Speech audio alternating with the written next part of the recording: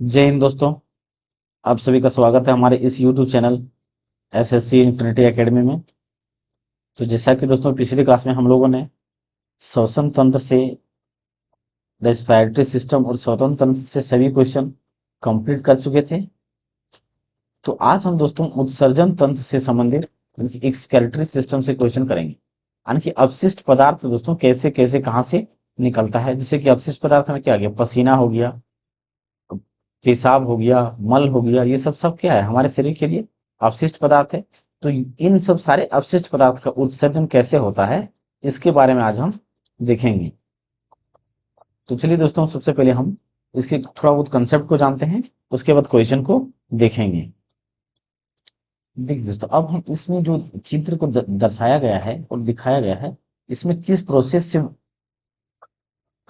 से इस किडनी का क्या प्रोसेस होता है, इसमें यहाँ पे दोस्तों ये दर्शाया गया है। जैसे कि देखिए, ये जो हमारा है, ये हमारा क्या है, किडनी है। ये भी हमारा क्या है, किडनी है। तो किडनी की बात करें तो किडनी हमारा क्या होता है, एक पेयर पाया जाता है, एक जोड़े में पाया जाता है। और इसका आकार या शेप की बात करें तो इसकी आकार या शेप की बात करें दोस्तों, तो ये सेम के बीज जैसा होता है। सेम के बीज जैसा, या तो इसका ये भी पूछ लिया जाता है, इसका सेम के बीज जैसा, या तो कभी कभी पूछ लिया जाता है कि राजमा के बीज के जैसा होता है। तो ये दो चीज पूछा जाता है, या तो ये सेम के बीज जैसा पूछ लेता है, या तो राजमा के बीज जैसा होता है इसका आकृति या तो साइज। और अगर देखा जाए दोस्तों, तो ये एक मुट्ठी के जैसा नहीं दिख रहा है, इसका साइज जो है एक मुट्ठी के जैसा, बंद मुट्ठी के जैसा भी दिख रहा है। तो ये भी पूछा जा सकता है।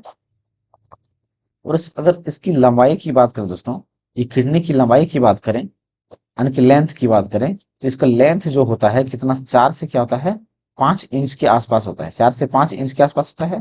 और चौड़ाई की बात करें, यानी कि ब्रेथ की बात करें, ब्रेथ की यानी कि ब्रेथ की बात करें, यानी कि चौड़ाई की बात करें, तो कितना होता है, 2 इंच के आसपास होता है। और अगर इसकी वजन की बात करें, वेट वजन की बात करें, तो इसका वजन कितना होता है, 140 ग्राम के आसपास होता है। क्या होता है, 140 ग्राम के आसपास होता है। तो ये सब सारी चीजें पूछ लिया जाता है। अब यहाँ पे दोस्तों एक चीज हम देखेंगे कि ये प्रोसेस कैसे करता है, ये काम कैसे करता है। तो सबसे पहले यहाँ पे दोस्तों, जो धमनिया हमारा होता है, धमनी क्या करता है, धमनी जो हमारा होता है, हमने क्या देखा था, जो हार्ट से जो ब्लड को फ्लो करके हार्ट से जो बाहर निकलता है, वो ऑक्सीजन युक्त ब्लड को लेकर के निकलता है। तो धमनी हमारा क्या करेगा, ब्लड को लेके आएगा। धमनी क्या करेगा, इस यानी कि ऑक्सीजन युक्त ब्लड को लेकर के आएगा। और इस ऑक्सीजन युक्त ब्लड को कहाँ पे लेके जाएगा, किडनी में लेके जाएगा। क्या करेगा, किडनी में लेके जाएगा। और किडनी में लेके जाने के बाद जो किडनी के अंदर में कार्बन डाइऑक्साइड होगा या जो भी होगा मटेरियल, उसको क्या करेगा, छानने का काम करेगा। यानी कि वहां पे क्या करेगा, ऑक्सीजन को एक्सचेंज कर लेगा और कार्बन डाइऑक्साइड वहां से निकल जाएगा। साथ ही साथ ब्लड को छानने का काम करेगा किडनी। और इस ऑक्सीजन छानने के बाद वो क्या करेगा, वो हमारा क्या होगा, ऑक्सीजन छान जाएगा, यानी कि फिर कार्बन डाइऑक्साइड युक्त ब्लड क्या होगा, सीरा से बाहर निकलेगा। और वो सीरा से बाहर निकलने के बाद वो हमारा डायरेक्ट फिर लंग्स पे चला जाता है। कार्बन डाइऑक्साइड वाला ब्लड लंग्स पे एक्सचेंज होता है, फिर वहां पर फिर ऑक्सीजन वहां से कार्बन डाइऑक्साइड बाहर निकल जाता है। लेकिन यहाँ पे किडनी का काम क्या होता है, जो ब्लड को छानने का काम होता है, ब्लड का छानने का काम करता है। तो ब्लड को छानने के बाद जो अपशिष्ट पदार्थ बच जाता है, वो अपशिष्ट पदार्थ क्या होता है, इस मूत्र मार्ग के थ्रू से, या मूत्र वाहिनी, इसको क्या बोलते हैं हम, मूत्र वाहिनी, क्या बोलते हैं, मूत्र वाहिनी बोलते हैं। तो ये मूत्र वाहिनी से क्या होता है, ये मूत्र यहाँ पे मूत्राशय में जाके स्टोर हो जाता है। क्या होता है, मूत्राशय में स्टोर हो जाता है। उसके बाद मूत्र मार्ग के थ्रू से ये बाहर निकल जाता है। तो ये किडनी का क्या होता है, काम होता है। किडनी का मेन काम क्या होता है दोस्तों, ब्लड को छानने का काम करना होता है। ब्लड को क्या करना है, छानने का काम होता है। लेकिन दोस्तों ये सिर्फ बाहरी स्ट्रक्चर इस तरह से है, इसके अंदर भी बहुत सारे स्ट्रक्चर दिखाई देते हैं, उसके बारे में थोड़ा सा देख लेते हैं। तो यहाँ पे दोस्तों ये हमारा क्या है, किडनी का जो स्ट्रक्चर, इंटरनल स्ट्रक्चर होता है, कुछ इस तरह से होता है। और यहाँ पे इस प्रक्रिया से काम करता है। तो ये हमारा क्या है, आंतरिक संरचना है। तो इसमें देखिए दोस्तों क्या क्या होता है, तो इसमें क्या क्या क्वेश्चन पूछता है, सिर्फ हम ये जानेंगे, क्योंकि डिटेल से पढ़ना इतना आसान नहीं है। तो यहाँ पे सिर्फ डायरेक्ट ये पूछ लेगा, क्योंकि डिटेल से तो पढ़ सकते हैं दोस्तों, लेकिन टाइम अभी एग्जाम का नजदीक हो, कब पता नहीं कब एग्जाम को दे दे। इसीलिए हम लोग इससे क्या करेंगे, सिर्फ जानेंगे कि क्या क्या क्वेश्चन पूछता है, डिटेल से हम नहीं पढ़ने वाले अभी। तो यहाँ पे देखिए दोस्तों, सबसे पहले हम क्या जानते हैं, किडनी का शेप क्या है हमारा, इस प्रकार है, कुछ कुछ इस प्रकार से है। तो इसमें दोस्तों यहाँ पे बाहर में जो हमारा होता है, एक कटोरे के साइज का बाहर का जो लेयर होता है, ये आवरण, तो इस लेयर को क्या बोला जाता है, बोमन संपुट बोला जाता है। इस लेयर को क्या बोला जाता है, बोमन संपुट बोला जाता है। यहाँ पे देखिए क्या बोला गया है, ये इस स्ट्रक्चर है, ये इस स्ट्रक्चर में है। तो इस ये जो बाहरी का लेयर है, इसको क्या बोला जाता है, बोमन संपुट बोला जाता है। और इसके अंदर में देखिए दोस्तों, दाने दाने टाइप में पाया जाता है, क्या है, दाने दाने टाइप में पाया जाता है। तो ये दाने दाने टाइप में जो अंदर में दिया गया है, उसे क्या बोला जाता है, ग्लेरुमल्स बोला जाता है, या तो कोशिका गुच्छ बोला जाता है, कोशिका गुच्छ बोला जाता है। तो यहाँ पे दोस्तों दो क्वेश्चन ज्यादा इंपॉर्टेंट पूछा जाता है और बार बार पूछा गया है कि बोमन संपुट कहाँ पाया जाता है, या तो बोमन कैप्सूल कहाँ पाया जाता है। तो बोमन कैप्सूल जो पाया जाता है हमारा कहाँ पे, किडनी में पाया जाता है, विर्क में पाया जाता है, विर्क में पाया जाता है। और अब यहाँ पे दोस्तों एक चीज और पूछा जाता है कि कोशिका गुच्छ कहाँ पे पाया जाता है। तो कोशिका गुच्छ या तो ग्लोमेरुलस, ग्लोमेरुलस जो है, या तो ग्लोमेरुलस जो पाया जाता है वो कहाँ पे पाया जाता है, किडनी में पाया जाता है। ये क्वेश्चन डायरेक्ट पूछ लिया जाता है। तो यहाँ पे अगर देखें दोस्तों, इसका काम क्या होता है, तो ये इस प्रकार से अब यहाँ पे देखिए दोस्तों, ये सिर्फ एक स्ट्रक्चर है दोस्तों। इस प्रकार से अंदर में बहुत सारे गुच्छ बना होता है, जिसकी वजह से ये ब्लड को क्या करता है, छानने का काम करता है। यानी कि ब्लड को छानने के बाद फिर कार्बन डाइऑक्साइड देखिए, बात ऐसा है, ये क्या हमारा धमनी है, यानी कि विर्क धमनी है। इधर से हमारा ब्लड आएगा, और ब्लड आने के बाद यहाँ पे क्या होगा, अंदर जाएगा, क्या होगा, अंदर जाएगा। इसमें ब्लड होगा तो वो क्या होगा, हमारा प्योर ब्लड होगा, ऑक्सीजन युक्त वाला ब्लड होगा। और ऑक्सीजन युक्त ब्लड जाएगा तो यहाँ पे किडनी में पहले से जो भी कार्बन डाइऑक्साइड वगैरह मौजूद होगा, वो कार्बन डाइऑक्साइड क्या करेगा, वापस ले लेगा और ऑक्सीजन को अंदर दे देगा। फिर यहाँ पे कार्बन डाइऑक्साइड युक्त को क्या करेगा, बाहर लेके आएगा। और इसमें से पूरा छानने के बाद ब्लड को यहाँ पे फिर एक्सचेंज करेगा, जो भी ऑक्सीजन वगैरह का एक्सचेंज करेगा। फिर एक्सचेंज करने के बाद फिर यहाँ से क्या करेगा, ये विर्क धमनी के थ्रू से ये वापस चला जाएगा, फिर यहाँ से लंग्स में जाएगा, फिर वो रिप्लेस कर करके ऑक्सीजन को फिर अंदर लेगा और कार्बन डाइऑक्साइड को बाहर करेगा। उसके बाद जो मूत्र हमारा हो जाएगा, वो संग्रह मूत्राशय में जाके जमा हो जाएगा। हमने क्या देखा यहाँ पे, उधर छानने के बाद, ब्लड को छानने के बाद क्या होगा, मूत्र वाहिनी से जाके मूत्र मार्ग में चला जाता है। यहाँ पे दोस्तों एक चीज और क्वेश्चन पूछा जाता है, यहाँ पे एक क्वेश्चन और पूछा जाता है दोस्तों, कि जो प्रोसेस होता है वो कैसे होता है, माने कि सीरीज पूछा जाता है कि कौन सा प्रोसेस कहाँ होता है। तो सबसे पहले अगर हम प्रोसेस या प्रक्रिया की बात करें दोस्तों, जो प्रोसेस कहाँ से शुरू होता है, यानी कि उत्सर्जन का प्रोसेस जो हमारा किडनी में कहाँ से शुरू होता है, ये पूछा जाता है। तो विर्क से हमारा क्या होता है, विर्क से शुरू होता है, पहला विर्क आता है। और विर्क के बाद कहाँ कहाँ पे आ जाएगा हमारा, ये विर्क में शुरू होता है, फिर कहाँ पे आएगा, विर्क से छनने के बाद क्या होगा, मूत्र नलिका में आ जाएगा, क्या होगा, मूत्र नलिका में आ जाएगा। और उस मूत्र नलिका के बाद से क्या होगा, मूत्राशय में जाएगा, कहाँ पे जाएगा, मूत्राशय में चला जाएगा। और मूत्राशय में वहां पे कुछ देर तक स्टोर रहने के बाद वो क्या होगा, मूत्र मार्ग के थ्रू से बाहर निकल जाएगा, मूत्र मार्ग से के थ्रू से उसे बाहर निकाल दिया जाएगा, या तो निकल जाएगा। तो ये प्रोसेस होता है। तो ये हमारा यहाँ पे दोस्तों जो डायरेक्ट क्वेश्चन पूछा जाता है, वो उसके बारे में हम लोगों ने देख लिया। अब हम सिर्फ डायरेक्ट क्या करते हैं, क्वेश्चन के ऊपर चलते हैं, और जैसा जैसा क्वेश्चन आएगा वैसे हम कॉन्सेप्ट को देखते चलेंगे। तो चलिए दोस्तों क्वेश्चन को शुरू करते हैं। तो यहाँ पे सबसे पहला क्वेश्चन, निम्न में से कौन सा कथन गलत है, कौन सा कथन गलत है। तो ये क्वेश्चन ऑप्शन को पढ़ने से पता चलेगा दोस्तों। तो ऑप्शन को सबसे पहले हम पढ़ते हैं। प्रत्येक विर्क में बड़ी संख्या में न्यूरॉन नामक निस्यंदन इकाइयां मौजूद होती है, जो एक साथ बंधी होती है। तो यहाँ पे दोस्तों न्यूरॉन जो हमारा होता है, बिल्कुल नहीं बंधी होती है, क्योंकि न्यूरॉन तंत्रिका तंत्र होता है, और ये हमारा क्या है, नर्वस सिस्टम का पार्ट है, यानी कि ये ब्रेन का क्या होता है, पार्ट होता है। तो यहाँ पे जो न्यूरॉन नहीं लगा होता है, बल्कि नेफ्रॉन लगा होता है। क्या होता है, नेफ्रॉन जो हमारा होता है, सबसे छोटी इकाई होता है किडनी का। किडनी का क्या होता है, सबसे छोटी इकाई होता है। तो वहां पे क्या लगा होता है, नेफ्रॉन लगा होता है। तो ये पहला कथन क्या हो गया, गलत हो गया, पहला कथन गलत हो गया। मानव उत्सर्जन तंत्र में एक विर्क युग्म, युग्म एक मूत्रवाहिनी युग्म, एक मूत्राशय और एक मूत्र मार्ग। बिल्कुल सही दोस्तों, हमने ये स्टार्टिंग में क्या देखा अभी कि जो विर्क होता है, विर्क के बाद हमारा क्या आता है, मूत्रवाहिनी आता है, मूत्रवाहिनी या तो मूत्र नलिका, मूत्रवाहिनी या तो क्या होता है मूत्र नलिका आता है। उसके बाद हमारा क्या आता है, मूत्राशय जहां पे टॉयलेट जो स्टोर होता है। उसके बाद अंतिम में हमारा क्या होता है, मूत्र मार्ग होता है। सामान्यतः एक स्वस्थ वयस्क के वृक्कों में आरंभिक निस्यंद लगभग 180 लीटर प्रतिदिन होता है। तो ये क्या है दोस्तों, यानी कि ब्लड को छानने का जो काम करता है, तो डेली 180 लीटर ब्लड को किडनी छान लेता है। ये भी कथन क्या है, बिल्कुल सही है। वृक्क उदर में रीढ़ के हड्डी के दोनों तरफ एक एक स्थित होता है। तो ये भी कथन सही है।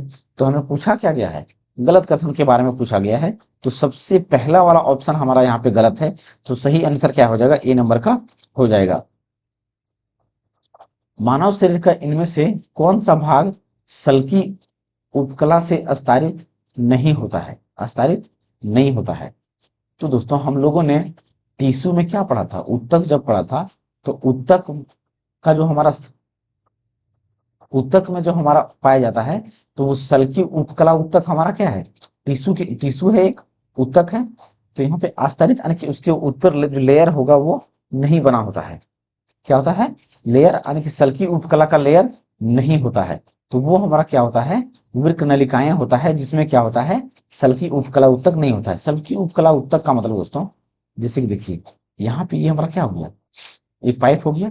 तो इसके अंदर से जो आंतरिक लेयर होता है, आंतरिक लेयर होता है, तो उस आंतरिक लेयर में क्या पाया जाता है, सल्की उपकला उत्तक पाया जाता है। ब्लड जहां पे पाया जाता है वहां पे। और जो मुख, जैसे कि मुंह हमारा हो गया, तो मुंह के जो ऊपर का जो लेयर होता है, तो ऊपर लेयर भी क्या होता है, सल्की उपकला उत्तर से बना होता है। क्या होता है, उपकला से बना होता है। लेकिन यहाँ पे विर्क जो हमारा किडनी है, वो सल्की उपकला उत्तक से बना नहीं होता है। तो सी नंबर का यहाँ पे क्या होगा, सही आंसर हो जाएगा। किस प्रकार कृत्रिम वृक्क आर्टिफिशियल किडनी द्वारा रक्त से यूरिया को किस प्रकार निकाला जाता है, किस प्रकार निकाला जाता है। तो यहाँ पे देखिए दोस्तों, हमने क्या देखा था, कृत्रिम कृत्रिम वृक्क या आर्टिफिशियल किडनी द्वारा रक्त से यूरिया को किस प्रकार निकाला जाता है। तो देखिए दोस्तों, हम क्या जानते हैं कि जब किडनी हमारा खराब हो जाता है, किडनी जब खराब हो जाता है, तो डॉक्टर क्या करता है, आर्टिफिशियल किडनी जब खराब हो जाता है, तो डॉक्टर क्या करता है, आर्टिफिशियल किडनी के रूप में वो बाहर से डायलिसिस करने का काम करता है। क्या करता है, डायलिसिस करने का काम करता है। क्या होता है, डायलिसिस। डायलिसिस किसके थ्रू से किया जाता है, आर्टिफिशियल वे से किया जाता है। आर्टिफिशियल थ्रू से उसको क्या किया जाता है, ब्लड को सर्कुलेट करके अंत से उसको स्वच्छ करने का काम करेगा। उसके बाद फिर से उसको मूत्र वाहिनी के थ्रू से मूत्र मार्ग में भेज दिया जाएगा, और फिर वो मूत्राशय के रूप में मूत्र मार्ग से बाहर निकल जाता है। तो उस वो आर्टिफिशियल वे से जो प्रोसेस करते हैं, तो उस प्रोसेस को बोला जाता है ऑस्मोसिस प्रोसेस। ऑस्मोसिस प्रोसेस, जिसे हिंदी में क्या कहते हैं, परासरण प्रासरण प्रोसेस कहते हैं। क्या कहते हैं, प्रासरण प्रोसेस कहते हैं। तो यहाँ पे बी नंबर का क्या होगा, बिल्कुल सही आंसर हो जाएगा। मनुष्यों का निम्न में से कौन सा अंग उत्सर्जन अंग के रूप में कार्य नहीं करता है, उत्सर्जन अंग के रूप में कार्य नहीं करता है। तो देखिए दोस्तों, यहाँ पे हमें उत्सर्जन अंग के रूप में जानना है कि कौन काम नहीं करता है। तो सबसे पहले यहाँ पे हम फेफड़ा की बात करते हैं दोस्तों। तो फेफड़ा उत्सर्जन हमारा क्या है दोस्तों, यानी कि जो उत्सर्जन अंग की बात करें, तो उत्सर्जन सबसे पहले हमारा क्या है, तो हमारा शरीर से कितने प्रकार का उत्सर्जित पदार्थ निकलता है। जैसे कि कार्बन डाइऑक्साइड हो गया, ये हमारा क्या है, उत्सर्जन पदार्थ है। पसीना हो गया, अगर पसीना या स्वेट की बात करें, तो ये भी हमारा क्या हो गया, उत्सर्जन पदार्थ हो गया। अगर मूत्र की बात करें, तो मूत्र भी हमारा क्या हो गया, वेस्ट मटेरियल यानी उत्सर्जन पदार्थ हो गया। और अगर मल की बात करें, या जो अपशिष्ट पदार्थ लेट्रिन के रूप में हम निकालते हैं, वो भी क्या हमारा अपशिष्ट पदार्थ है। तो ये सारा का सारा हमारा क्या है, अपशिष्ट पदार्थ है। तो इस अपशिष्ट पदार्थ का उत्सर्जन कौन कौन सा अंग करता है, ये हम जानना है। तो सबसे पहले अगर फेफड़ा की बात करें, तो फेफड़ा लंग्स है हमारा। तो लंग्स का काम क्या है, बाहर से बाहर से ऑक्सीजन को लेता है और कार्बन डाइऑक्साइड को क्या करता है, ये बाहर छोड़ने का काम करता है। यानी कि कार्बन डाइऑक्साइड और ऑक्सीजन को एक्सचेंज करने का काम कौन करता है, फेफड़ा करता है। तो यानी कि ये हमारा क्या है, फेफड़ा जो है उत्सर्जन अंग है हमारा एक, क्योंकि ये हमारा कार्बन डाइऑक्साइड को बाहर निकालने का काम करता है, यानी कि कार्बन डाइऑक्साइड ऑक्सीजन को एक्सचेंज करने का काम करता है। तो ये हमारा क्या है, उत्सर्जन अंग है। छोटी आंत की बात करें तो छोटी आंत का हमारा दोस्तों यहाँ पे सिर्फ क्या होता है, पाचन होता है। छोटी आंत में हमारा क्या होता है, पूर्ण रूप से क्या होता है, पाचन होता है। क्या होता है, पाचन होता है। तो यहाँ पे हमारा क्या है, ये क्या है, उत्सर्जन अंग हमारा नहीं है। अगर त्वचा की बात करें, त्वचा से हमारा क्या निकलता है, स्किन से हमारा क्या निकलता है, पसीना निकलता है। जब बहुत ज्यादा गर्मी होता है तो जो पसीना के थ्रू से हमारा अवशिष्ट पदार्थ क्या होता है, बाहर निकल जाता है। त्वचा के थ्रू से पसीना हमारा बाहर निकलता है, तो पसीना भी हमारा शरीर के लिए क्या है, एक अवशिष्ट पदार्थ ही है। अच्छा, बड़ी आंत की बात करें दोस्तों, तो अगर छोटी आंत में पूर्ण पाचक हो जाता है तो उस पूर्ण पाचक के बाद जो भोजन हमारा कहाँ पे आता है, बड़ी आंत में आता है। और बड़ी आंत में जब जाता है तो बड़ी आंत में जो भी लिक्विड वगैरह होता है, उस लिक्विड या जो पानी की मात्रा होता है बड़ी आंत में, इसको अवशोषित करने का क्या करता है, काम करता है। अवशोषित करने का काम करता है। और अवशोषित करने के बाद ये मल बच जाता है। तो यहाँ आने की जो बड़ी आंत भी है, ये भी क्या करता है, मल उत्सर्जन का काम करता है। तो ये भी मल उत्सर्जन में काम करता है, ये भी करता है, ये भी करता है। लेकिन छोटी आंत यहाँ पे हमारा मल उत्सर्जन का काम नहीं बल्कि पाचन का काम करता है। क्या करता है, पाचन का काम करता है। तो यहाँ पे बी नंबर का क्या होगा, बिल्कुल सही आंसर हो जाएगा, जो कि सिर्फ क्या करता है, पाचन का काम करता है, उत्सर्जन अंग नहीं है वो।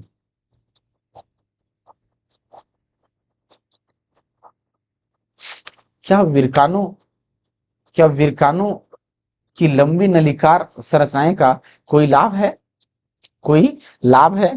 तो अगर हमने क्या देखा अभी, हमने देखा कि जो नेफ्रॉन की लंबाई था, नेफ्रॉन सबसे पहली बात दोस्तों, जो नेफ्रॉन क्या है, किडनी का क्या है, सबसे छोटी इकाई है। सबसे क्या है, छोटी इकाई है। तो इस नेफ्रॉन की अगर अधिक लंबा होने का कुछ फायदा है क्या, ये पूछा गया हमें।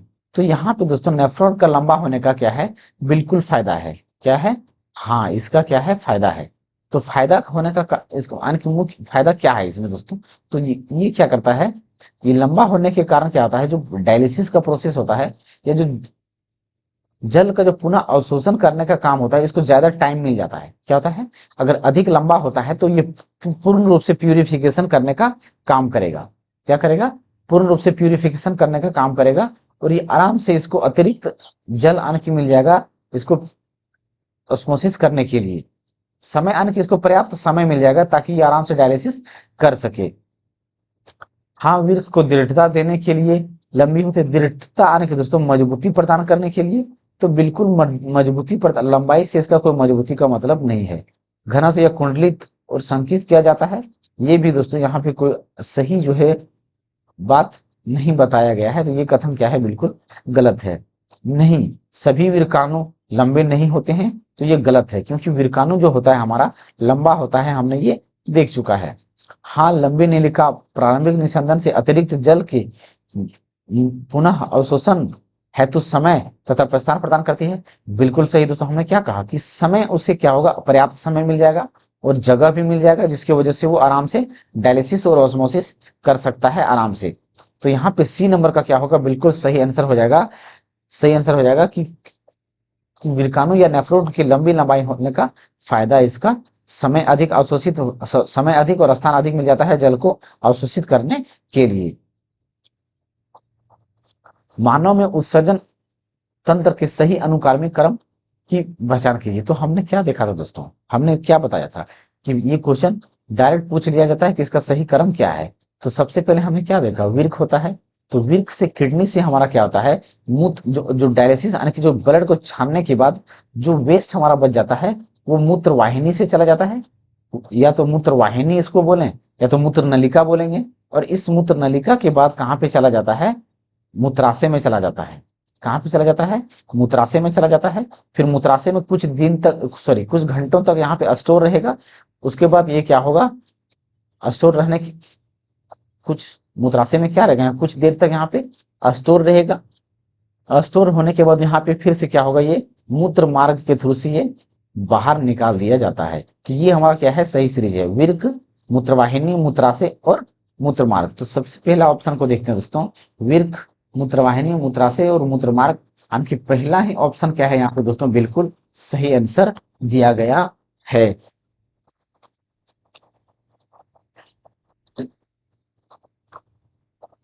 कृत्रिम किडनी के उपयोग से नाइट्रोजन युक्त अवशिष्ट पदार्थ को हटाने की प्रक्रिया को क्या कहते हैं? हटाने की प्रक्रिया को क्या कहते हैं? तो देखिए दोस्तों, यहाँ पे दोस्तों हम क्या जानते हैं, जो हीमोडायलिसिस होता है, डायलिसिस हमने क्या कहा कि डायलिसिस का मतलब ये होता है ब्लड को छानना। डायलिसिस का मतलब क्या होता है? डायलिसिस का मतलब ये होता है ब्लड को छानना। और हीमो मतलब क्या होता है? हीमो मतलब हमने स्टार्टिंग में देखा था, हीमो मतलब लोहा होता है जो ब्लड का अंश है। तो यानी कि हीमोडायलिसिस यानी कि रक्त को छानना। क्या होता है? रक्त को छानना। तो रक्त को छानने का काम कौन करेगा? हीमोडायलिसिस करेगा, जो कि किडनी का काम है, जो यहाँ पे आर्टिफिशियल रूप से किया जाता है। क्या होता है? आर्टिफिशियल रूप से किया जाता है। अगर ट्रांसप्लांटेशन की बात करें दोस्तों, तो हार्ट ट्रांसप्लांटेशन यानी कि चेंज यानी कि सेन यानी सॉरी बॉडी ऑर्गेन को एक्सचेंज करना या बदलना या ट्रांसप्लांट करना, वो क्या कहलाता है? टेशन कहलाता है, ट्रांसप्लांटेशन कहलाता है। यहाँ पे निम्नलिखित में से कौन सा मानव उत्सर्जन प्रणाली का गठन करता है? तो यहाँ पे सबसे पहला ऑप्शन क्या दिया गया दोस्तों, एक जोड़ी वीर्क होता है। बिल्कुल सही। जैसे कि हमने क्या देखा, किडनी हमारा दो होता है, एक बायां तरफ होता है और एक क्या होता है? दायां तरफ होता है। दो किडनी होता है, एक जोड़ी मूत्रवाहिनी होता है। बिल्कुल सही। एक जोड़ी यानी कि एक मूत्रवाहिनी इधर से होता है, एक मूत्रवाहिनी इधर से होता है, और बीच में यहाँ पे हमारा क्या होता है? मूत्राशय होता है। यहाँ पे मूत्राशय होता है और यहाँ पे एक क्या हो जाएगा? इधर अंत में क्या होता है? मूत्र मार्ग होता है। क्या होता है? मूत्र मार्ग होता है। तो एक पेयर यानी कि एक जोड़ा हमारा क्या हो गया? किडनी हो गया, और एक जोड़ा क्या हो गया? मूत्र वाहिनी या तो मूत्र नलिका हो गया। और एक क्या होता है? एक क्या होता है? मूत्राशय होता है, और एक मूत्र मार्ग होता है। यानी कि पहला ही कथन क्या है दोस्तों, यहाँ पे ऑप्शन बिल्कुल सही आंसर हो जाएगा। शरीर के इनमें से किस अंग में उपास्थि उत्तक होता है? उपास्थि का अर्थ क्या है दोस्तों? कार्टिलेज। कार्टिलेज यानी कि हड्डियां तो है, लेकिन वो मजबूत हड्डियां नहीं होती। जैसे कि कान की हड्डी हो गया, नाक की हड्डी हो गया, कान की हड्डी हो गया, नाक की हड्डी हड्डी हो गया।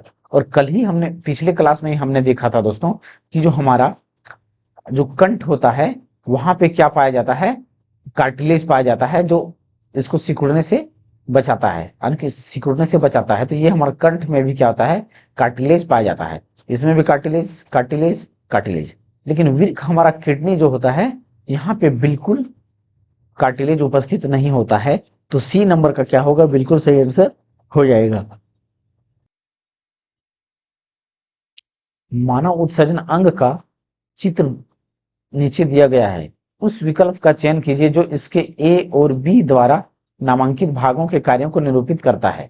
तो सबसे पहले यहाँ पे ये हमारा क्या है दोस्तों, यहाँ पे जो हमारा होता है, यहाँ पे क्या होता है? मूत्र का निर्माण होता है। जो किडनी होता है, किडनी में हमारा किडनी का काम क्या है? ब्लड को डायलिसिस करना, ब्लड को, खून को छानने का काम करता है। और खून को जब छानने का काम करता है, तो यहाँ पे हमारा क्या होता है? मूत्र का निर्माण होता है। यानी कि जो ब्लड में अवशिष्ट पदार्थ होता है, वो उसको निकाल देता है। ब्लड में जो अवशिष्ट पदार्थ होता है, उसको क्या करता है? निकाल देता है। तो यहाँ पे क्या हो गया? जो अवशिष्ट ब्लड का अवशिष्ट पदार्थ जो निकलता है, वो हमारा मूत्र होता है। यानी कि किडनी में हमारा क्या होता है? मूत्र का निर्माण होता है। और ये इसकी बात करें दोस्तों, तो ये हमारा काम क्या करता है? ये हमारा मूत्र नालिका है, मूत्रवाहिका है। ये मूत्रवाहिका है। तो मूत्रवाहिका है, तो मूत्रवाहिका का काम क्या होता है? मूत्र को ले जाने का। इस मूत्रवाहिका को, जो किडनी में हमारा ब्लड छाना गया, ब्लड छानने के बाद जो मूत्र का निर्माण होता है, उस मूत्र को क्या करता है? इस नलिका के थ्रू से, मूत्रवाहिका के थ्रू से कहाँ पे लेके जाता है? मूत्राशय में। और यहाँ पे मूत्र को क्या किया जाता है? स्टोर किया जाता है, और उसके बाद मूत्र मार्ग से बाहर निकाल दिया जाता है। तो ये हमारा क्या हो गया? मूत्रवाहिका हो गया। तो अब ऑप्शन को देख सकते हो, मूत्र का, ए में मूत्र का निर्माण बिल्कुल सही। मूत्र का शरीर से बाहर निकासन, मूत्र का शरीर से यहाँ पे दोस्तों निकासन नहीं होता है, बल्कि मूत्र का निकासन मूत्र मार्ग से होता है। तो ये कथन यहाँ पे गलत है। ए सही है लेकिन बी गलत है। तो ये ऑप्शन क्या हो गया? यहाँ पे कैंसिल हो गया। मूत्र का संग्रहण, तो मूत्र का संग्रहण करने की बात करें, तो ये हमारा कौन करता है? यहाँ पे मूत्राशय करता है। तो ये भी हमारा क्या हो गया? गलत हो गया। मूत्र का निर्माण, किडनी में मूत्र का निर्माण होता है, बिल्कुल सही। मूत्र को संग्रहण के लिए ले जाता है, तो ये दोस्तों बिल्कुल सही है। ये मूत्र को संग्रहण के लिए कहाँ पे लाया जाता है? मूत्राशय तक ले जाता है। तो ये मूत्र का संग्रहण नहीं करता है, डायरेक्ट इससे मूत्र जो होगा मूत्राशय में चला जाएगा। तो सी नंबर का यहाँ पे क्या होगा? बिल्कुल सही आंसर हो जाएगा। मनुष्यों में यूरिया चक्र निम्नलिखित में से किस अंग में होता है? किस अंग में होता है? तो देखिए दोस्तों, ये क्वेश्चन दोस्तों अच्छा क्वेश्चन पूछा गया है। इसमें ये क्या होता है, यूरिया चक्र की बात करें तो यूरिया चक्र क्या होता है? यहाँ पे दोस्तों बहुत कोई आंसर विर्क मारेगा, लेकिन विर्क आंसर नहीं होगा दोस्तों। विर्क का काम क्या होता है? सिर्फ ब्लड से यूरिया को छानने का काम होता है, यानी कि ब्लड से क्या करता है, जो यूरिया होता है उसको सिर्फ फिल्टर करने का काम करता है। तो अकृत में हमारा क्या होता है, जो अमोनिया होता है उस अमोनिया को क्या करता है, अमोनिया को यूरिया में चेंज कर देता है। वो क्या करता है? यूरिया में चेंज करता है, यानी कि यूरिया का यहाँ पे निर्माण करता है। क्या करता है? यूरिया का निर्माण करता है। और यही यूरिया को यहाँ पे छानने का काम करता है? किडनी छानने का काम करता है। तो अमोनिया से यूरिया में बदलना ये क्या है? एक साइक्लिक प्रोसेस होता है। क्या होता है? साइक्लिक प्रोसेस होता है। तो यहाँ पे अकृत द्वारा जो किया जाता है यूरिया चक्र का, यूरिया चक्र क्या कौन करता है हमारा? किस अंग में होता है? तो वो अकृत में होता है। लेकिन ब्लड छानने का काम जो करता है, यूरिया को छानने का काम करता है, वो कौन करता है? किडनी करता है। यानी कि यूरिया जो हमारा मूत्र निर्माण जो होगा किडनी में होगा, लेकिन यूरिया अमोनिया से यूरिया में बदलना वो अकृत का काम होता है, जो एक साइक्लिक प्रोसेस होता है। तो यूरिया चक्र जो हमारा कहाँ पे होता है? अकृत में होता है। तो बी नंबर का यहाँ पे क्या होगा? बिल्कुल सही आंसर हो जाएगा। बोमन संपुट मानव शरीर में कहाँ उपस्थित होता है? तो हमने क्या बताया था दोस्तों, स्टार्टिंग में ही कहा था कि जो बोमन कैप्सूल की बात करें या तो कोशिका गुच्छा की बात करें, वो कहाँ पे पाया जाता है? किडनी में पाया जाता है। कहाँ पे पाया जाता है? किडनी में पाया जाता है। तो बी नंबर का क्या होगा? बिल्कुल सही आंसर हो जाएगा। मूत्र में पानी की मात्रा डैश होती है। मूत्र में पानी की मात्रा कितनी होती है, हमें दोस्तों ये पूछा गया है। तो देखिए दोस्तों, मूत्र में अगर पानी की मात्रा की बात करें तो लगभग 95% क्या होता है? पानी होता है। और बाकी का बाकी जो होता है वो क्या होता है? यूरिया होता है। क्या होता है? यूरिया होता है। और कुछ न कुछ क्या होता है? नाइट्रोजन ऑक्साइड भी होता है। नाइट्रोजन ऑक्साइड भी होता है। तो यूरिया जो हमारा होता है, ये यूरिया की वजह से ही दोस्तों हमारा जो टॉयलेट होता है बहुत ज्यादा गंध देता है। क्या होता है? बहुत ज्यादा गंध होता है। तो ये 95% हमारा क्या होता है? पानी होता है। और बाकी जो बचा होता है वो 5 से 6% वो अन्य पदार्थ में से यूरिया और कुछ कुछ पदार्थ होता है। तो यहाँ पे ए नंबर का क्या होगा? बिल्कुल सही आंसर हो जाएगा। शरीर में उत्पन्न होने वाले किस नाइट्रोजनी अवशिष्ट को का उत्सर्जन मानव वीर्य द्वारा किया जाता है? तो देखिए दोस्तों, हमने क्या देखा पिछले क्वेश्चन में, देखा कि जो हमारा किडनी के द्वारा अपशिष्ट किया जाता है वो क्या देखा हमने? यूरिया को किया जाता है और यूरिक अम्ल को किया जाता है। क्या होता है? यूरिक अम्ल का अपशिष्ट किया जाता है। यानी कि जो यूरिक हमारा जो यूरिया होता है दोस्तों, लगभग 2 से यानी कि 2.5 क्या होता है? 2.5% के आसपास होता है। कितना होता है? 2.5% के आसपास होता है। और इसमें जो यूरिक एसिड होता है वो लगभग कितना होता है? 0.3% यानी 0.3% के आसपास पाया जाता है। और इसमें दोस्तों सॉल्ट या तो नमकीन जो होता है, खारेपन का जो जिसे हम कहते हैं, तो खारेपन का कारण क्या है दोस्तों? इसमें सॉल्ट या तो लवण पाया जाता है जो 2% के आसपास होता है। 95% क्या होता है दोस्तों? पानी होता है। और 95% के अलावा 5% जो बच जाता है उसमें से 2.5% यूरिया होता है और 0.3% के आसपास यूरिक अम्ल होता है। और जो सॉल्ट की मात्रा होता है वो 2% पाया जाता है। तो यहाँ पे हमारा सबसे क्या होता है? यूरिया और यूरिक एसिड। यूरिया और यूरिक एसिड आने के ए नंबर का यहाँ पे बिल्कुल सही आंसर हो जाएगा। निम्न में से कौन सा वीर्य नलिकाओं के अस्तर और लार ग्रंथियों की वहनियों का निर्माण करता है? तो देखिए दोस्तों, हमने दोस्तों जब उत्तक पढ़ा था दोस्तों, टीसू जब पढ़ा था, तो टीसू में हम लोगों ने क्या देखा था? जैसे कि सल्की उपकला उत्तक के बारे में हमने भी क्या देखा, जैसे कि ये मुंह का जो ऊपरी लेयर होता है उसमें पाया जाता है। ब्लड सर्कुलेटरी सिस्टम होता है, यानी कि जो ब्लड पंप सीरा होता है चाहे धमनी होता है, उसके आंतरिक लेयर जो होता है वो सल्की उपकला उत्तक का पाया जाता है। तो यहाँ पे दोस्तों हमारा जो जो लार ग्रंथियों की वहनियां यानी कि अस्तर, यानी कि किडनी की जो नलिका होती है, या स्तर या तो जो लेयर होता है, तो वो हमारा किसका बना होता है, घनाभाकार उपकला उत्तक का बना होता है। क्या होता है, घनाभाकार उपकला उत्तक का बना होता है। तो सी नंबर का यहाँ पे क्या होगा, बिल्कुल सही आंसर हो जाएगा। सामान्यतः एक स्वस्थ वयस्क में वृक्कों में आरंभिक निस्पंदन लगभग 180 लीटर के आसपास होता है। ये क्वेश्चन दोस्तों पीछे हम लोगों ने देख चुका है। तो डी नंबर का क्या होगा, सही आंसर हो जाएगा। निम्नांकित आरेख में कौन सा अक्षर बोमन संपुट या बोमन कैप्सूल के क्षेत्र को दर्शाता है। तो बोमन संपुट या कैप्सूल की बात करें दोस्तों, तो हमने क्या देखा था, जो बोमन संपुट जो पाया जाता है वो यहाँ पे जो किडनी होता है, और इस किडनी किडनी में जो ये लेयर पाया जाता है उसे हम क्या कहते हैं, बोमन संपुट बोलते हैं ये लेयर को। तो ये लेयर हमारा जो पाया जाएगा वो किडनी में पाया जाएगा। तो ये किडनी का जो बाहरी लेयर होगा, यानी कि ये जो दर्शाएगा हमारा सही आंसर कौन दर्शाएगा, ए दर्शाएगा। तो ये हमारा कौन सा ऑप्शन में, क्षेत्र ए, सी नंबर में। तो सी नंबर का क्या होगा, सही आंसर हो जाएगा। निम्न में से किसमें उपास्थि मौजूद नहीं होता है। तो हमने एक question, same question, repeat question दोस्तों, इस कंठ में भी होता है, कान में भी कार्टिलेज होता है, नाक में भी होता है, लेकिन किडनी में कार्टिलेज नहीं होता है। तो डी नंबर का किडनी क्या होगा, सही आंसर हो जाएगा। मानव में कोशिका गुच्छ या कोशिका गुच्छ कहाँ पाया जाता है। तो ये दोस्तों किडनी में पाया जाता है। मैंने पहले कहा बताया था कि ये क्वेश्चन डायरेक्ट पूछा जाता है। तो सी नंबर का क्या होगा, इसका सही आंसर हो जाएगा। गुर्दे में मूत्र के निर्माण में निम्नलिखित में से किस क्रम में दी गई तीन प्रक्रियाएं शामिल है। तीन प्रक्रियाएं शामिल है। तो तीन प्रक्रियाएं शामिल है दोस्तों, इसका मतलब क्या है, इसका मतलब क्या है कि क्या क्या उसमें प्रोसेस होता है, क्या क्या प्रोसेस उसमें होता है। तो सबसे पहले दोस्तों क्या होता है हमारा, सबसे पहले क्या होता है दोस्तों, हमारा ब्लड बाहर से, जो ब्लड के थ्रू से, यानी कि ब्लड के थ्रू से उसमें क्या होता है, हमारा ऑक्सीजन युक्त आता है, और वो हमारा आता है किसमें, किडनी में आना है, आता है, क्या आता है, किडनी में आता है। और किडनी में आने के बाद उसका क्या होता है, निस्पंदन होता है। क्या होता है, निस्पंदन होता है। और निस्पंदन करने के बाद दोस्तों वहां पे चयन करता है, यानी कि सेलेक्टिव होता है। क्या होता है, सिलेक्टिव होता है, यानी कि चयन करने का काम करता है। क्या करता है, चयन चयन करने का काम करता है। और चयन करने के बाद दोस्तों वो क्या करता है, पुनः यानी कि दोबारा अवशोषण करने का काम करता है। क्या करता है, अवशोषण करने का काम करता है। उसके बाद क्या होता है, उन्मूलन होता है। यानी कि दोस्तों जो सही प्रोसेस दिया गया है, प्रक्रिया, वो क्या है, ए नंबर का दिया गया है। इसको देखिए दोस्तों, इसका मेन प्रोसेस की बात करें तो सबसे पहला प्रोसेस क्या होता है, निस्पंदन होता है।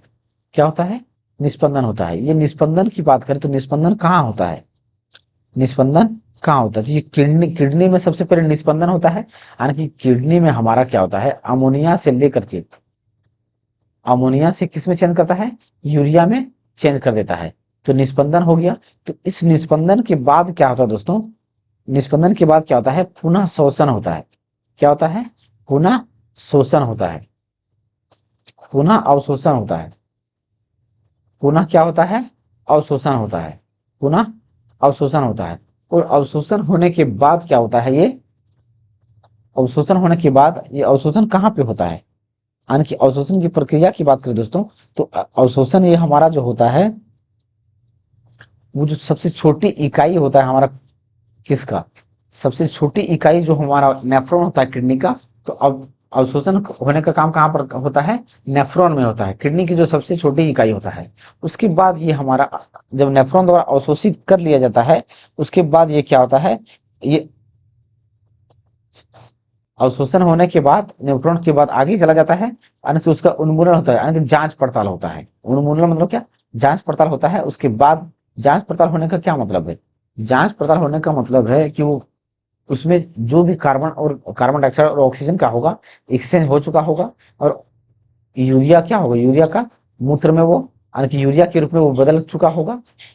और यानी कि जो ब्लड में हमारा यूरिया जो भी मौजूद होगा उसको छाना गया है कि नहीं, वो उन्मूलन यानी कि जांच किया जाता है। उसके बाद ये मूत्र मार्ग में पास किया जाता है। तो जो ए नंबर का प्रोसेस दिया गया है वो बिल्कुल सही आंसर हो जाएगा। निम्नांकित आकृति मानव के विरकाणु या नेफ्रॉन को दर्शाती है। कौन सा भाग संग्रह नलिका है, संग्रह नलिका है।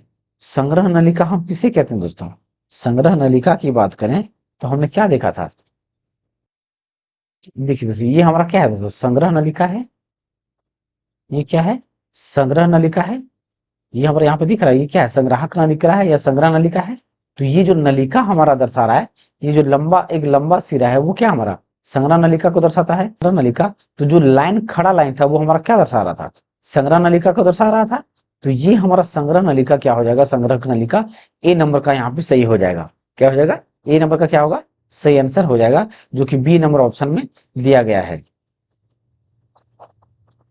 मानव वृक्क में वृकाणु के नलिकानुमा भाग द्वारा आरंभित निस्यंद में निस्यंद से इनमें से किस पदार्थों का चयनात्मक पुनः अवशोषण कर लिया जाता है, यानी कि दोस्तों किडनी में फिर से उसको अवशोषित किया जाता है। फिर से यानी कि दोस्तों हमने क्या देखा था, नलिका का फायदा क्या था, जो जल था, जल को क्या कर रहा था, पुनः अवशोषित करने का काम कर रहा था। क्या कर रहा था, पुनः अवशोषित करने का काम कर रहा था। तो सबसे पहले हम क्या जानते हैं दोस्तों, जो हमारा मूत्र मार्ग में होता है उसमें क्या क्या प्रोसेस होता है, क्या क्या प्रोसेस होता है। तो सबसे पहले क्या होता है दोस्तों, हमारा उसमें क्या क्या निर्माण होता है, उसमें जल तो मौजूद होता ही है, और सॉल्ट या तो लवण होता है।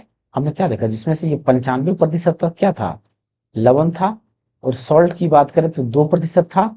और जो एमिनो एसिड था, यानी कि यूरिक एसिड या एमिनो एसिड जो हमारा था, वो कितना था, 0.3% के आसपास कुछ था। इसमें से हमारा क्या है, H2O भी था, H2O का अवशोषण होता है, सॉल्ट का भी अवशोषण होता है, और एमिनो अम्ल का भी अवशोषण होता है। क्या होता है, एमिनो अम्ल का भी अवशोषण होता है, और ग्लूकोज का भी हमारा क्या होता है, अवशोषण होता है। तो ये अवशोषण होने के बाद जो ये हमारा, इससे क्या होगा, जो पोषक तत्व होगा ये अवशोषित कर लेगा, और पोषक तत्व को अवशोषित करने के बाद ये क्या करेगा, रिलीज करेगा। क्या करेगा, रिलीज करेगा। तो यहाँ पे हमारा लवण का अवशोषण करता है, बिल्कुल करता है। ग्लूकोज का अवशोषण करता है, बिल्कुल करता है। लेकिन दोस्तों वसा का अवशोषण जो होता है वृकाणु क्या होता है, नहीं करता है। वसा का क्या करता है, नहीं करता है। तो पहला कथन जो हो गया, क्या हो गया, गलत हो गया। ग्लूकोज का करता है, बिल्कुल सही। जल का करता है, बिल्कुल सही। एमिनो अम्ल का करता है, बिल्कुल सही। लेकिन दोस्तों प्रोटीन का क्या होता है, अवशोषण नहीं करता है। क्या करता है, प्रोटीन का अवशोषण नहीं करता है। तो ये भी क्या हो गया, गलत हो गया। ग्लूकोज का अवशोषण करता है, जल का करता है, लवण का करता है, एमिनो अम्ल का भी करता है।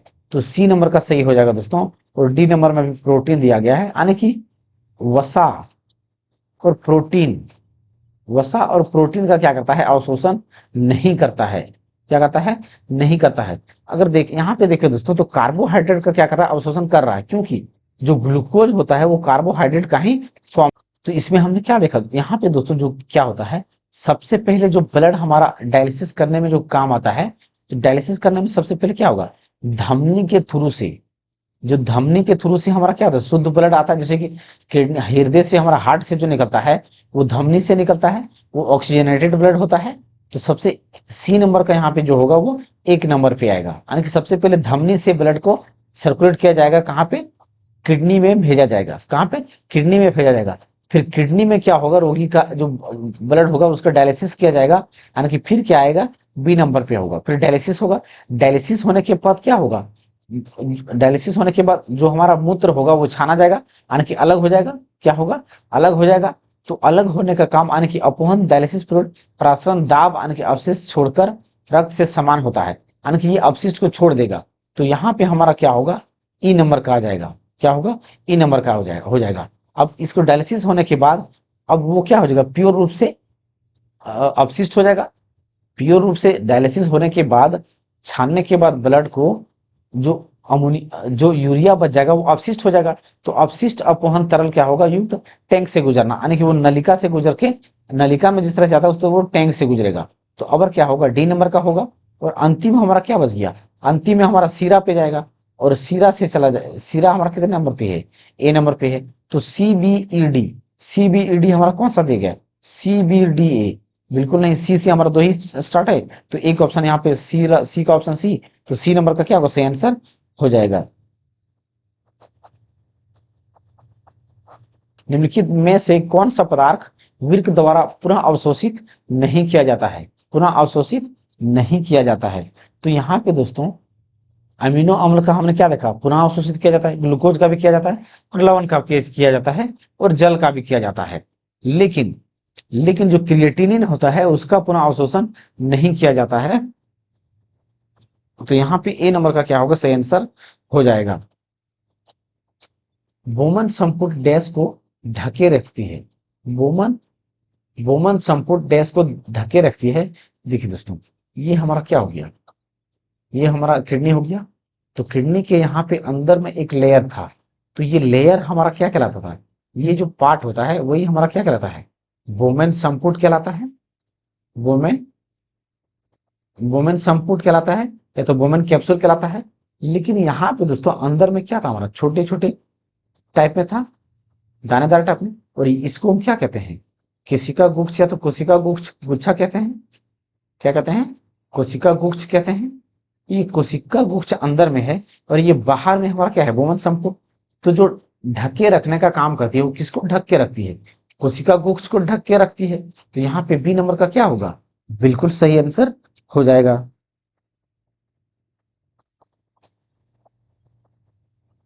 निम्नलिखित में से मानव शरीर में मूत्र निर्माण की प्रक्रिया का सही क्रम क्या है, प्रक्रिया का सही क्रम क्या है। तो सबसे पहले हमारा क्या होता है दोस्तों, निस्पंदन होता है। सबसे पहले क्या होता है, निस्पंदन होता है। तो निस्पंदन में हमारा दो ही ऑप्शन है। उसके बाद क्या होता है, पुनः अवशोषण होता है। उसके बाद हमारा स्रावित होता है। तो पुनः अवशोषण में क्या किसका किसका अवशोषण होता है, H2O का होता है, ग्लूकोज का होता है और एमिनो एसिड का होता है, एमिनो एसिड का होता है। और साथ ही साथ क्या होता है, जो सॉल्ट होता है उसका अवशोषण होता है। तो यहाँ पे ए नंबर का है क्या होगा, बिल्कुल सही आंसर हो जाएगा। मानव मूत्र में डैश होते हैं। तो देखिए दोस्तों, सबसे पहले हमने क्या देखा दोस्तों, 95% जो होता है मूत्र होता है और 2.5% के आसपास क्या होता है, मूत्र में जो होता है पानी कितना होता है, 95%। और ये जो 2.5% होता है वो हमारा क्या होता है, यूरिया होता है। क्या होता है, यूरिया होता है। और साथ ही साथ जो अन्य जो कितना हो गया, 2.5%। और यहाँ पे 2.5% जो बच गया वो क्या होगा, अन्य अवशिष्ट पदार्थ होगा। 2.5% बच गया क्या होगा, अन्य होगा। यानी कि 95 और 2.5 और 2.5 5 यानी कि 100%। तो जो 100% जो होगा वही हमारा हो जाएगा। या तो डायरेक्ट बाय ऑप्शन भी हम देख सकते हैं दोस्तों कि ये 85 और 2 कितना हो गया, 87 हो गया। क्या हो गया, 87 हो गया। 87 हो गया। तो ये हमारा होगा ही नहीं, 95 और 2 94 और 2 सॉरी 95 तो 97 और 2 99, ये भी 100% नहीं हो रहा है। 95 और 2.5 और 2.5 100, यानी कि सी नंबर का क्या होगा, बिल्कुल सही आंसर हो जाएगा। क्योंकि कोई भी चीज होता है जो अपने आप में क्या होता है, 100% होता है। ये मैथ के कॉन्सेप्ट में दोस्तों हम लोगों ने पढ़ा है। तो यहाँ पे सी नंबर का क्या होगा, सही आंसर हो जाएगा। निम्नलिखित में से कौन सा मानव उत्सर्जन तंत्र का अंग नहीं है। तो देखिए दोस्तों, मूत्रवाहिनी है, मूत्राशय है, मूत्र मार्ग है। तो ये श्वसनालिका क्या हो सकता है क्या, तो सी नंबर का हो जाएगा। श्वास लेने की जगह पर मूत्र कहाँ से उत्सर्जन करेगा। पादपों में स्तनधारियों की भांति विर्क जैसा सुपरिभाषित उत्सर्जन तंत्र मौजूद क्यों नहीं होता है, क्यों नहीं होता है।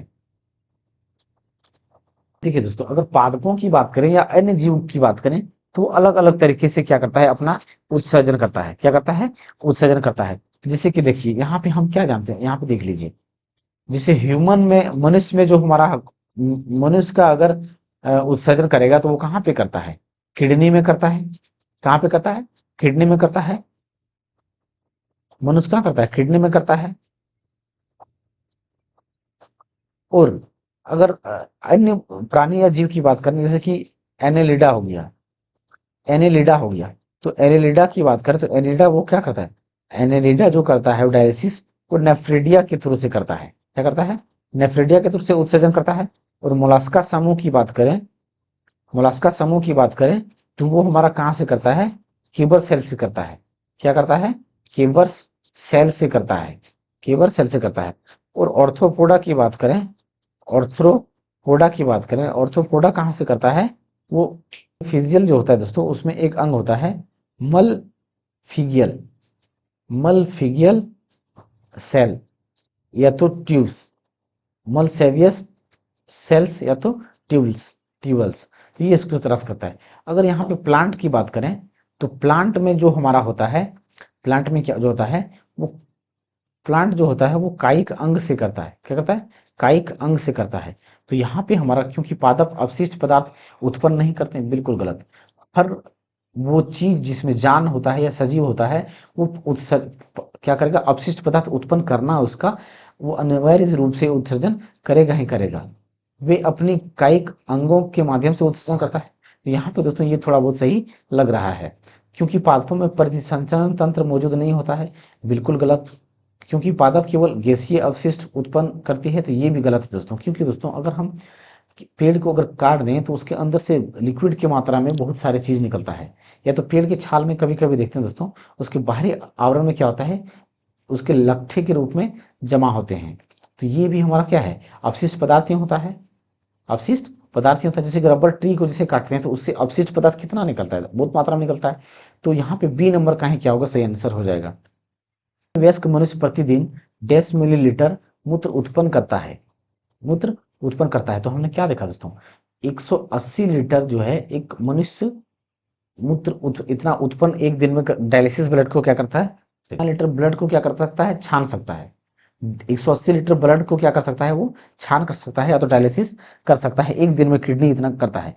लेकिन प्रतिदिन मूत्र निर्माण की बात करें तो मूत्र कितना निर्माण करता है? तो यहाँ पे दोस्तों हम क्या जानते हैं?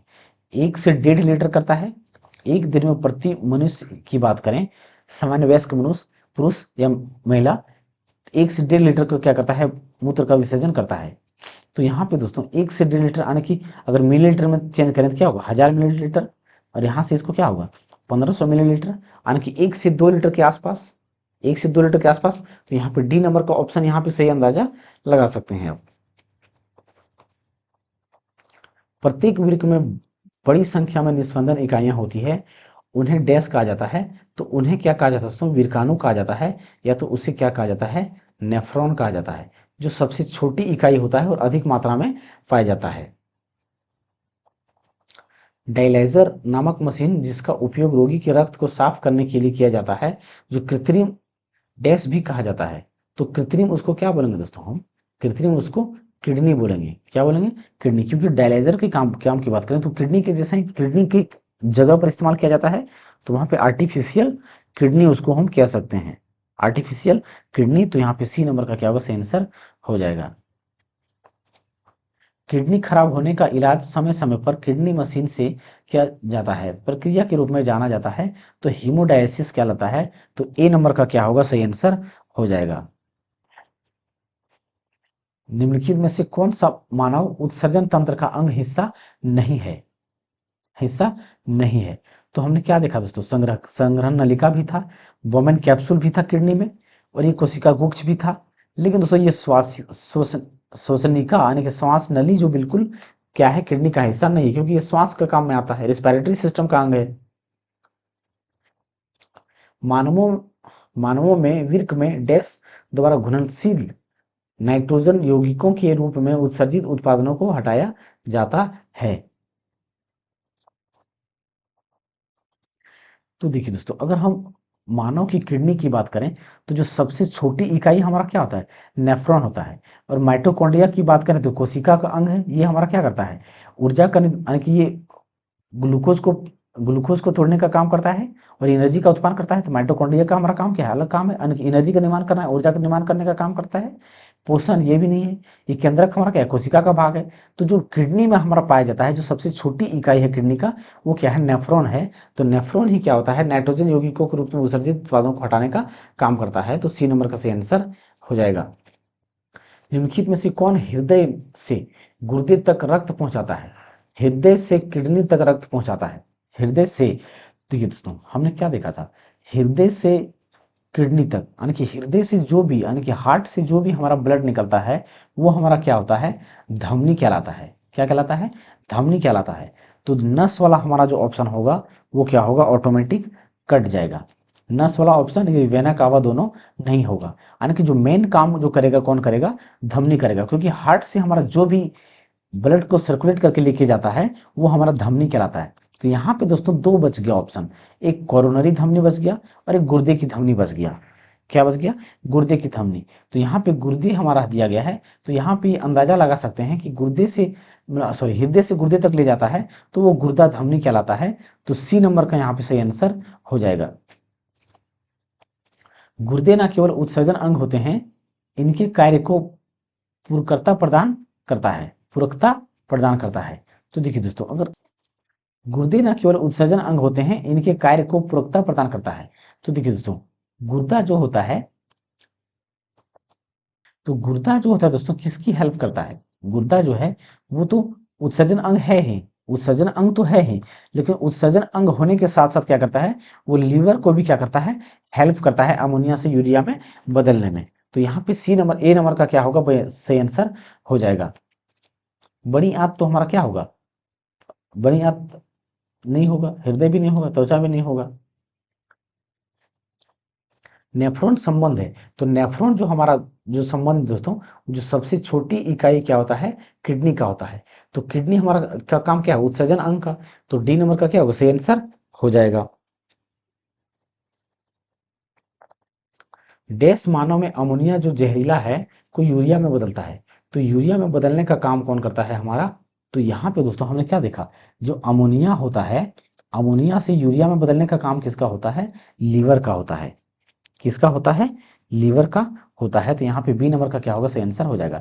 किडनी का काम क्या है दोस्तों, इस यूरिया जो ब्लड में मिक्स होता है उसको छानने का काम करता है। लेकिन जो अमोनिया हमारा ब्लड में मौजूद होता है, उस ब्लड में अमोनिया मौजूद को अमोनिया से यूरिया में बदलने का काम कौन करता है, लीवर करता है। अमोनिया से यूरिया में बदलने का काम लीवर करता है। लेकिन जो ये यूरिया मौजूद होता है ब्लड में, उस यूरिया को छानने का काम कौन करता है, किडनी करता है, जो हमारा मूत्र का वहां पे निर्माण होता है। यूरिया का निर्माण कहाँ होता है, तो यूरिया का निर्माण की बात करें दोस्तों हमारा कहाँ पे होता है, तो वो लीवर में होता है। यूरिया का निर्माण हमने क्या देखा, अमोनिया से डायरेक्ट यूरिया में बदल रहा है, तो वो कहाँ पे हो रहा है, अकृत में हो रहा है। अमोनिया से यूरिया बदल रहा है, कहाँ पे हो रहा है, अकृत पे हो रहा है। तो बी नंबर का क्या होगा, सही आंसर हो जाएगा। डैश मांसल नलिकाएं होती है जो मूत्र को गुर्दे से मूत्राशय की तरफ ले जाता है, मूत्राशय की तरफ ले जाता है। तो वो हमारा क्या दोस्तों, मूत्रवाहिनी होती है। गर्भाशय होता है क्या, बिल्कुल नहीं। गर्भाशय गर्भाशय जो दोस्तों, जो मां के पेट में जो बच्चा अवतरित होता है, जन्म लेता है, तो गर्भाशय में ही रहता है। तो ये नहीं होगा, पीत नलिका नहीं होगा। हालांकि मूत्रवाहिनी से क्या होगा, मूत्रवाहिनी से या तो मूत्र नलिका से क्या होता है, मूत्राशय की तरफ वो जाता है। जिसका प्राथमिक कार्य मूत्र के उत्पादन से खून से अवशिष्ट पदार्थों का उन्मूलन करना है। तो यानी कि दोस्तों खून में जो अवशिष्ट पदार्थ होता है उसको छानने का काम करना है। उन्मूलन मतलब क्या हो गया, छानने का काम करना, छानना। तो कौन करता है, वो हमारा किडनी करता है। कौन करता है, किडनी करता है।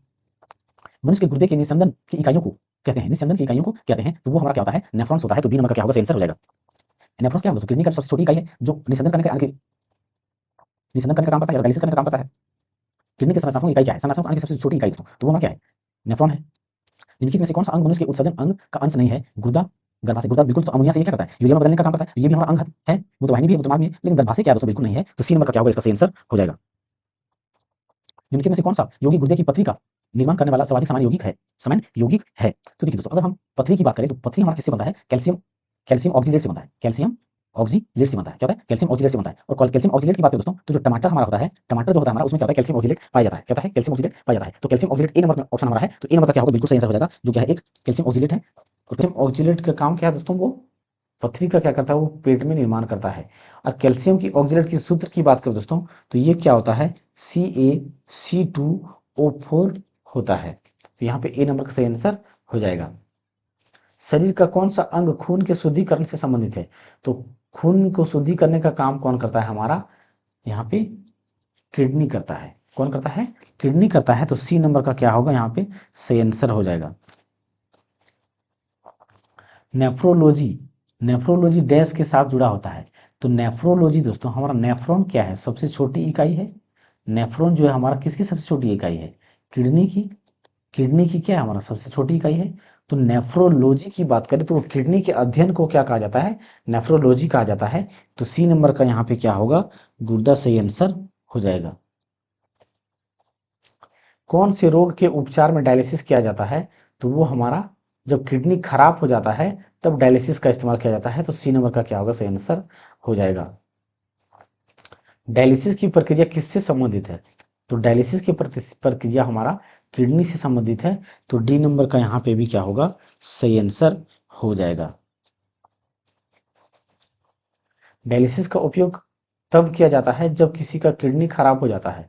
किडनी का मतलब क्या, यानी कि गुर्दा खराब हो जाता है। तो यहाँ पे डी नंबर का क्या होगा, सही आंसर हो जाएगा। अल्ट्राफिकेशन संबंधित है। अल्ट्राफिकेशन यानी कि दोस्तों जो ब्लड का फिल्टर करने का काम करता है, फिल्टर करने का काम करता है, वो हमारा कौन करता है, उत्सर्जन अंग होता है। कौन होता है, उत्सर्जन अंग होता है। तो सी नंबर का यहाँ पे भी क्या होगा, सही आंसर हो जाएगा। वास्ट डिफरेंस डैश से आने वाली ट्यूब के साथ एकजुट होता है ताकि मूत्र मार्ग नामक एक आम मार्ग बन सके। वास्ट डिफरेंस क्या होता है दोस्तों, यहाँ पे दोस्तों ये हमारा क्या हो गया, मूत्र नलिका हो गया, और यहाँ पे क्या हो गया, मूत्राशय। तो मूत्राशय में जब मूत्र स्टोर होता है, तो यहाँ पे जो साथ एक जो दोनों एक साथ होता है, यानी कि जो मूत्र नलिका होता है वो और जो मूत्राशय का जो मूत्र मार्ग होता है, वो दोनों एकजुट हो जाता है। क्या होता है, एक साथ हो जाता है। तो वो हमारा क्या कहलाता है, तो मूत्राशय से जो जस्ट नीचे, यानी कि मूत्राशय भी उसमें पाया जाता है और उसमें मूत्र नलिका भी होता है, तो वो वास्ट डिफरेंस कहलाता है। तो यहाँ पे डी नंबर का क्या होगा, बिल्कुल सही आंसर हो जाएगा।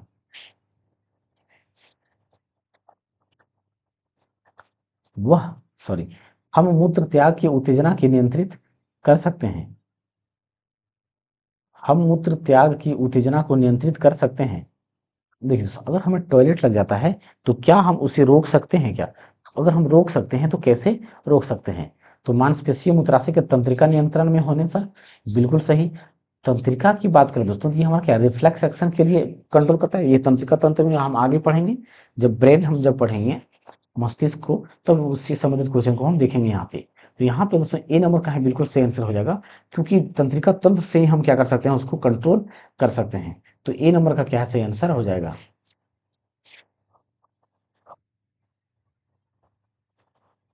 विकल्प को चुने जो अन्य तीनों से अलग है। अन्य तीनों से अलग है, अन्य तीनों से अलग है। आज के दोस्तों चार ऑप्शन में से तीन क्या होगा, एक जैसा होगा, और एक जो अलग होगा उसे हमें क्या करना है, चुनना है। उसे क्या करना है, चुनना है। तो सबसे पहली बात दोस्तों, निश्चल कनिकाएं, समीपतः संवलित संवलित नलिका, प्रोक्सिमल कॉन्वोल्यूटेड ट्यूब्स, दूरस्थ संवलित नलिका, distal convoluted tube, Poman capsule.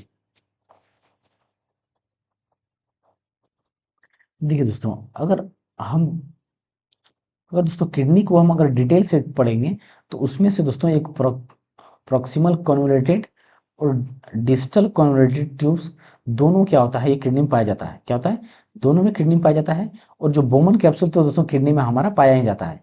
तो जब डिटेल में हम किडनी से पढ़ेंगे तो उसमें पता हमें चलेगा, लेकिन हम क्या कर डिटेल नहीं पढ़ सकते अभी, क्योंकि ज़्यादा टाइम नहीं है एग्जाम में।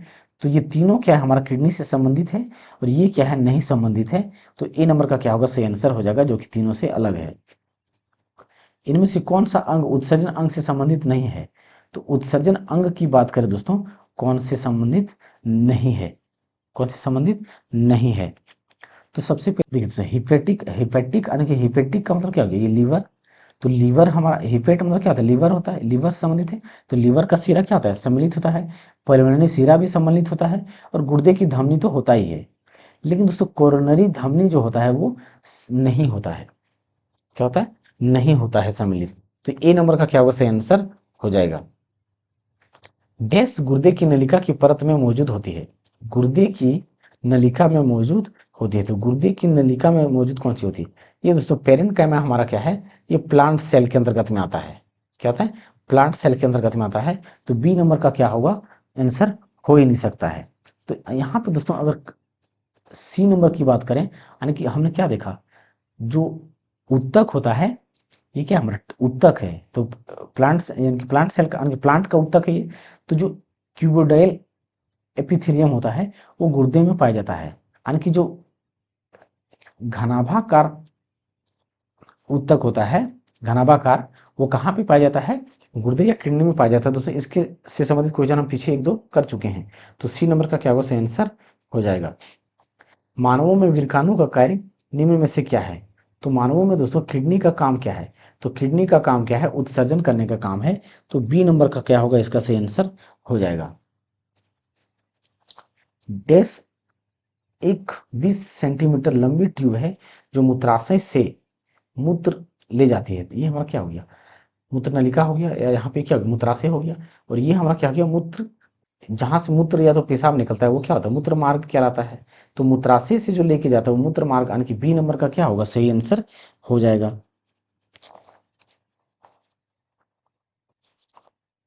तो यहाँ पे दोस्तों हमारा जो एक्सक्रीटरी सिस्टम या जो उत्सर्जन तंत्र था समाप्त होता है। तो आई होप दोस्तों आप सभी को ये वीडियो हेल्पफुल लगा होगा या लाभदायक हुआ होगा।